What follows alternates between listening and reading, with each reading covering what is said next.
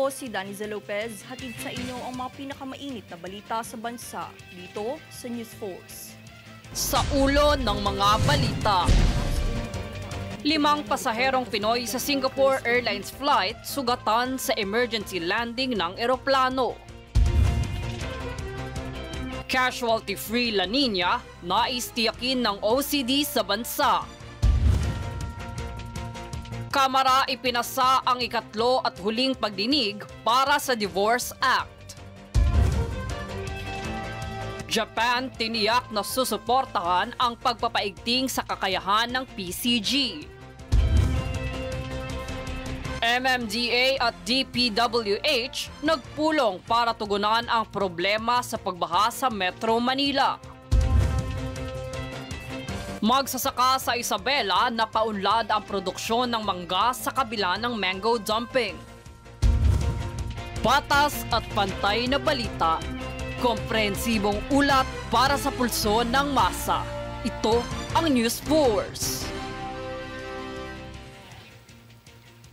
Para sa unang balita, kinumpirma ng Department of Migrant Workers o DMW na mayroong 5 Pinoy na pasaherong sugatan matapos mag-emergency landing ang Singapore Airlines Flight SQ321 sa Bangkok, Thailand. Ito'y dahil umano sa pagtama ng matinding turbulence sa eroplano. Dinala sa iba't ibang pagamutan sa Bangkok ang mga Pinoy na nasugatan upang sumailalim sa serbisyong medikal. Sinabi naman ng DMW na nasa maayos na kondisyon na ang 5 Pilipino, kabilang ang sanggol na nagtamo rin ng sugat. Samantala, mahigpit namang inoobserbahan ng mga doktor ang kalagayan ng isang Pinoy na nagtamo ng bali sa leeg na bagamat stable ang lagay ay itinuturing na sensitibo ang tinamong sugat.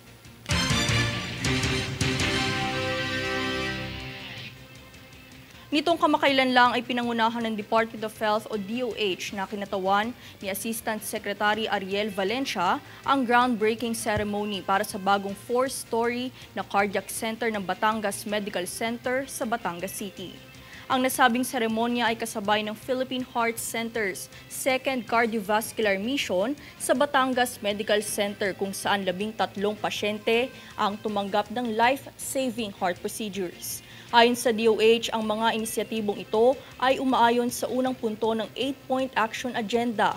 Ang bawat Pilipino ramdam ang kalusugan na naglalayong magtayo at paigtingin ang mga pasilidad at sistema ng kalusugan at tiyakin ang inklusibo, komprehensibo at abot-kayang serbisyo sa pangangalagang pangkalusugan para sa lahat ng Pilipino.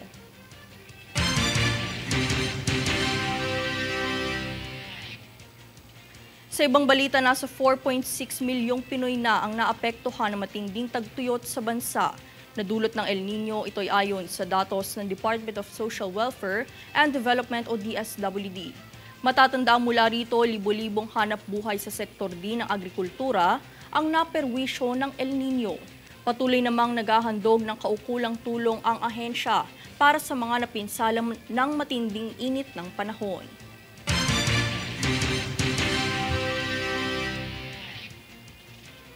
Sa lungat sa El Nino, nais tiyakin ng Office of Civil Defense o OCD na walang bilang ng masasawi sa pagpasok at epekto ng La Nina sa bansa.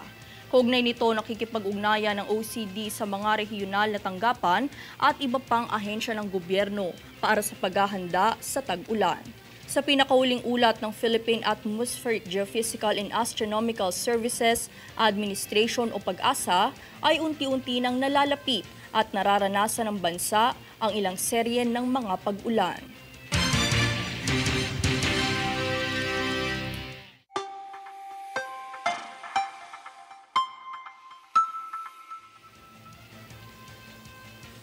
Sa ating ulat panahon, ganap na naging low pressure area ang naiulat umanong cloud cluster sa labas ng bansa. Huling natukoy ang lokasyon ng LPA sa layong 1,255 kilometro sa silangan ng Timog Mindanao. Samantala, sa ibang parte naman ng Pilipinas, makakaranas ng bahagyang maulap na papawirin na may pulo-pulong mga pag-ulan o pagkidlat-pagkulog ang Metro Manila at natitirang bahagi ng bansa.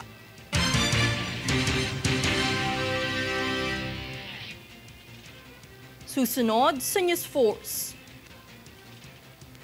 Kongreso, inimbestigahan ang umano'y paglabag sa karapatang pantao sa administrasyon ni Duterte.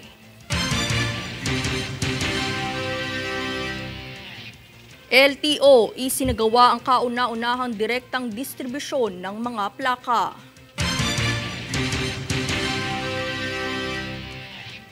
Kamara, ipinasa ang ikatlo at huling pagdinig sa Divorce Act. Manatiling nakatutok para sa higit pang mga balita sa pagbabalik ng News Force.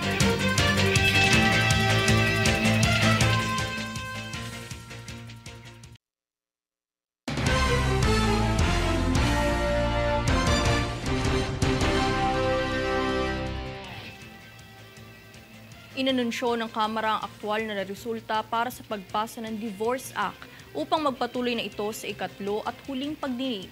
Ang House Bill No. 9349 o Absolute Divorce Act ay nakakuha ng 131 boto ng pagsang-ayon, samantala 109 naman ang hindi pabor, habang 20 ang hindi naghain ng boto.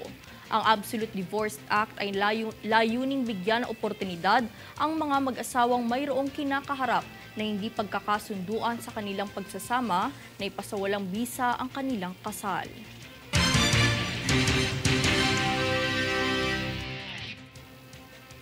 Sinimulan na ng Kongreso na imbestigahan ang mga umano'y paglabag sa karapatang pantao na naganap sa War on Drugs campaign ng Administrasyong Duterte. Ayon kay Kabataan Party List Representative Raul Manuel, naghain na ng resolusyong naglalayong tiyakin ang karapatan, partikular na ang mga maralita na masiguro ang kanilang kaligtasan noong kasagsagan ng nasabing kampanya. Ang nasabing investigasyon ay suportado rin ng Commission on Human Rights o CHR, maging ng Philippine National Police o PNP, ngunit kanilang nilinaw na wala silang kaugnayan sa umanong extrajudicial killing na naganap.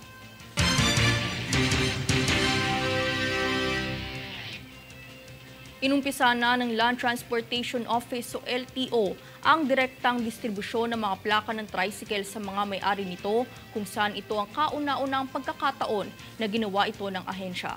Ang kabuuang pangyayari panoorin. Matagumpay na isinagawa ng Land Transportation Office o LTO ang personal na pamamahagi ng mga plaka ng tricycle sa Quezon City Hall kahapon ika-22 ng Mayo.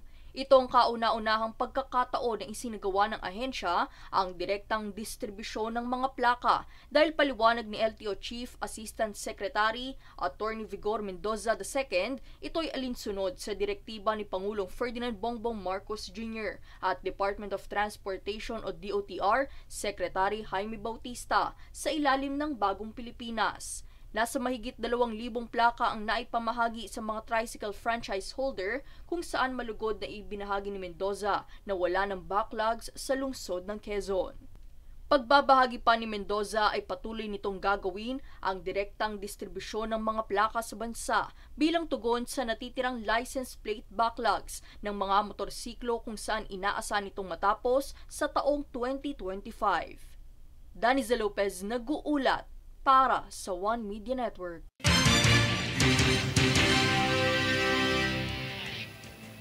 Sa ibang ahensya ay siniguro ng Philippine National Police o PNP na patuloy pa rin ang serbisyo sa publiko bagamat suspendido ang online service na alok nito dahil sa di umanong data breach. Yan ang balitang aking hatid. Inanunsyo ng Philippine National Police o PNP ang pagsususpindi sa mga online service nito upang bigyang daan ang isinasagawang pagsusuri at investigasyon sa di umanong data breach sa data system ng ahensya. Ito'y matapos maiulat kamakailan ang data breach sa PNP's Logistics Data Information and Management System at data system attack naman sa Firearms and Explosives Office. Nakipag-ugnayan naman ng PNP sa Department of Information and Communications Technology o DICT para subaybayan ang mga data na nakompromiso at maiwasan ang pagkalat nito. Bagamat suspendido ang online service ay inilahad ni PNP spokesperson Colonel Jean Fajardo na bukas ang mga tanggapan ng PNP at Camp Crame para sa kinakailangan tulong ng publiko. Daniza Lopez nag-uulat para sa One Media Network.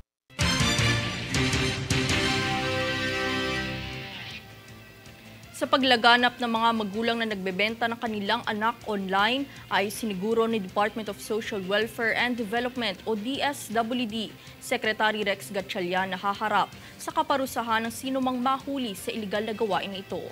Panawagan niya huwag nang tangkain pa dahil patuloy ang kagawaran sa panguhuli sapagkat ito ay labag sa batas na maaaring mapatawa ng pagkakakulong at pagbabayad ng multa na nagkakahalagang 1 milyong piso hanggang 5 milyong piso. Hinikayat naman ni Gatchalian ang publiko na ipagbigay alam sa mga otoridad sakaling mayroong masaksihan na ganitong uri ng pagbebenta sa mga platapormang social media.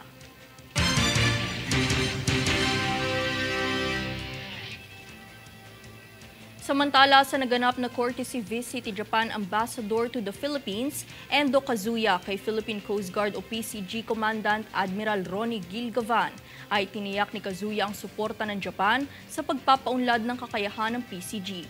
Partikular na sa pagbili ng mas maraming capital ships. Ayon kay Coast Guard Admiral Gavan, tinatanggap ng PCG ang ibinabahagi ng iba't ibang bansa kung saan ang Japan ay isa sa nagbibigay ng madaming oportunidad. Bunso nito ay naglahad ng kanyang pasasalamat si Gavan sa kooperasyon ng Japan upang matiyak na ang West Philippine Sea ay nananatiling mapayapa, matatag at maunlad.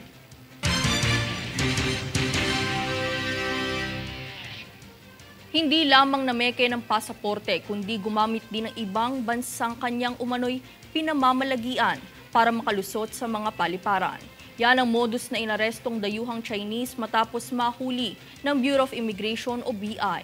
Para sa detalye, narito si Jade Buhoy. Sa Ninoy Aquino International Airport o NAIA, inaresto ng Bureau of Immigration o BI ang dayuhang Chinese matapos nitong magpresenta ng peking dokumento at pasaporte.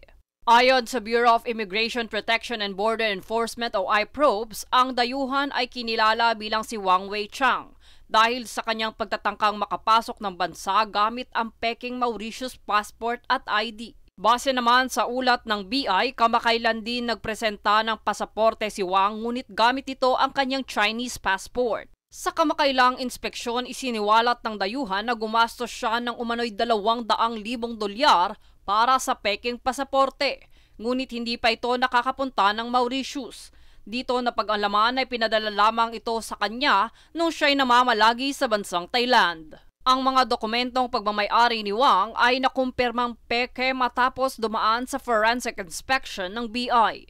Pahayag naman ni BI Commissioner Norman Tansinko, matapos ang nasabing pag-aresto agad na itong ipinaalis sa bansa. Aniya, isa itong hamon para sa ahensya na sugpuin ang mga ilegal na gawain maging ang mga trafficking para masigurado ang kaligtasan ng bansa. Jade Buhoy, nag-uulat para sa One Media Network.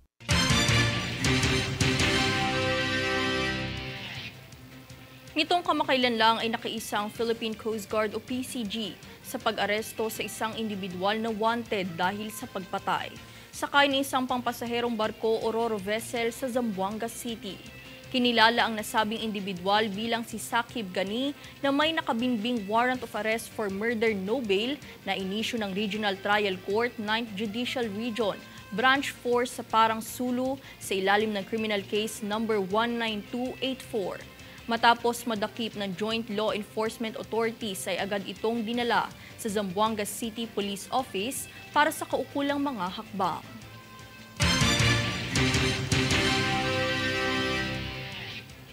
Susunod sa News Force.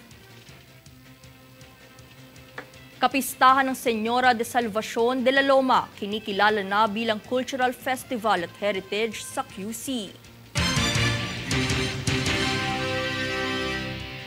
MMDA at DPWH nagpulong para tugunan ang problema sa pagbaha sa Metro Maynila. DOT at Asian Institute Management nagbigay ng Sustainable Development Training sa tourism leaders.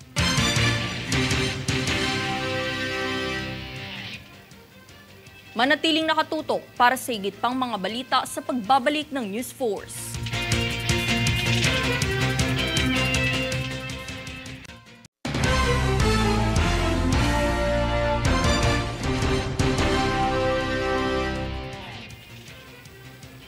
Upang tugunan ang patuloy na problema sa pagbaha sa Metro Manila, nagkaisang MMDA at DPWH katuwang ang mga lokal na pamahalaan sa Kamaynilaan upang talakayin ang mga solusyon at proyekto na kanilang isasagawa ngayong paparating na ang La Nina. Princess Castro para sa balita. Nitong Miyerkules, ika-22 ng Mayo, nagpulong ang Metropolitan Manila Development Authority o MMDA at Department of Public Works and Highways o DPWH. Sa naganap na pagpupulong ay tinalakay ng dalawang kampo ang mga programa at inisyatiba alinsunod sa pagtugon sa suliranin sa mga lugar na madaling bahain sa NCR. Bukod sa dalawang ahensya ay kasama rin nila sa talakayan ang mga local government units sa Metro Manila. Samantala, ayon kay MMDA Acting Chairman Attorney Romando Don Artes, 3 pumping station ang naitayo at inaasahang tutugon sa mga problema sa pagbaha sa kahabaan ng Taft Avenue, United Nations Avenue at Malate, Manila. Dagdag pa niya, sakaling hindi sapat ang mga pumping station, papayagang buksan ang mga floodgate ng sewage treatment plant sa Manila Bay upang malayang dumaloy ang tubig baha at mabilis na umupa sa mga lugar na binaha. Bukod dito ay inaasahan ding makakabawas sa pagbaha sa kahabaan ng Espanya Boulevard ang itinatayong Sunog-Apog Pumping Station sa kahabaan ng San Diego Street sa Maynila. Sa panig naman ng DPWH, magtatayo ang kagawaran ng 4 na pumping station sa Tatalon, Doña Imelda at Rojas District na siyang makakatulong sa flood management sa kahabaan ng Araneta Avenue sa Quezon City. Isa pa rito ang iminumungkahi na pagpapatayo ng serye ng mga detention pond sa loob ng Camp Aguinaldo sa lungsod ng Quezon. Sa Caloocan City naman, isang drainage improvement ang isinasagawa upang mabawasan ng palagiang pagbaha sa lugar. Samantala, fully operational na ang lahat ng 71 pumping stations ng MMDA kung saan 36 dito ang in-upgrade sa ilalim ng Metro Manila Flood Management Project ng ahensya. Makikita rin sa opisyal na Facebook page ng MMDA ang regular na paglilinis ng ahensya sa mga lungsod sa Metro Manila. Princess Castro, nag-uulat para sa One Media Network.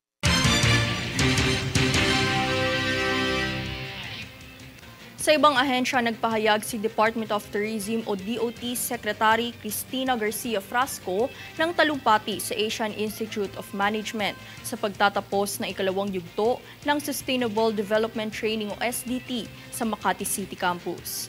Ito ay alinsunod sa pagsusumikap ng DOT na ipatupad ang mas napapanatiling mga kasanayan sa turismo.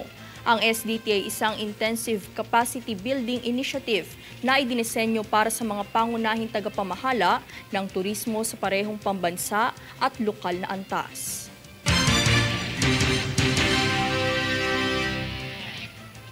Alinsunod sa paggunita ng ika-50 anibersaryo ng Metro Manila Film Festival o MMFF, ngayong taon balak ng iAcademy na isang award-winning school na nag-aalok ng special courses sa business at design na maglagay ng mural sa ilang pangunahing kalsada sa NCR. Ang planong ito ay napag-usapan nitong Miyerkules, ika-22 ng Mayo sa pagitan ng mga opisyal ng iAcademy at Metropolitan Manila Development Authority o MMDA. Ang naturang partnership ng dalawang kampo ay planong ipakita ang ika-5 dekadang anibersaryo ng MMFF na may temang sinesigla sa 50.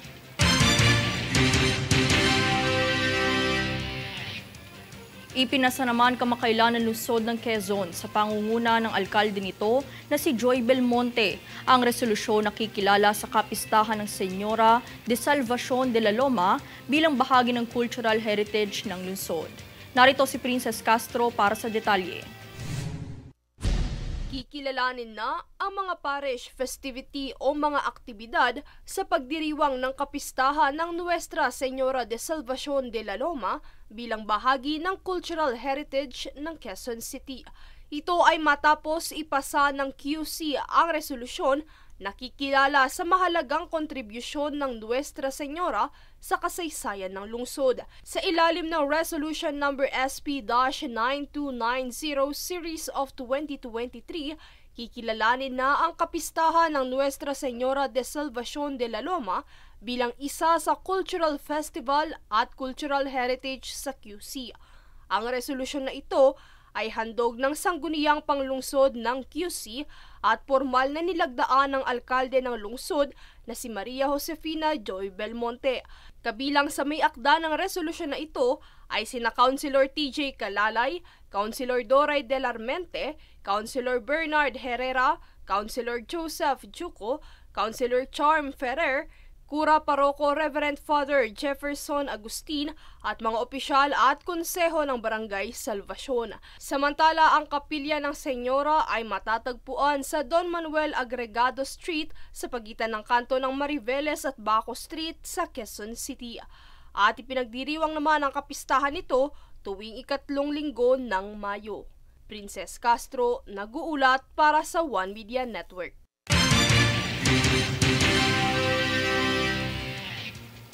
Samantala, pagpapalago ng produksyon ng isa sa mga layuning nakamit ng magsasaka sa Isabela matapos tulungan ng Department of Agriculture o DA sa kabila ng mango dumping. Para sa buong impormasyon, tunghayan ang ulat ni Jade Buhoy. Mango dumping. Yan lamang ang kinaharap ng isang magsasaka sa Isabela, ngunit nagawan pa rin ng paraan upang mapataas ang benta ng produksyon ng mangga sa kanilang bayan. Bunsod nito, dumayo ang Department of Agriculture o DA upang obserbahan ang nasabing insidente na kinakaharap ng produksyon. Dito nakilala ang magsasaka ng mangga na si Frederick Cabayan, kung saan isa rin siyang trader at nag-aangkat ng produkto ng mangga sa mga kalapit na lalawigan. Base sa kanyang panayam, umabot sa 3,000 kilo ang bunga ng mga mangga ang hindi napakinabangan dahil hindi ito tinatanggap sa pribadong processing company mula sa Maynila kung saan ipinagbibili niya ang produkto. Kung kaya't malaki ang kanyang pagpapasalamat sa Kadiwa Market kung saan may bebenta niya pa rin ang mga produkto dahil ito'y mainam pa rin naman sa kalusugan. Gamit ang serbisyo mula sa Kadiwa Trucks ng DA at Farmers Cooperative, naging paraan ito upang maipadala sa merkado ang mga bunga ng mangga sa kamakailang ani ng produksyon. Sa kasalukuyan, mayroong 700 kilo ng mangga ang naibiyahe sa iba't ibang lalawigan kalapit ng Isabela. Jade Buhoy, nag-uulat para sa One Media Network.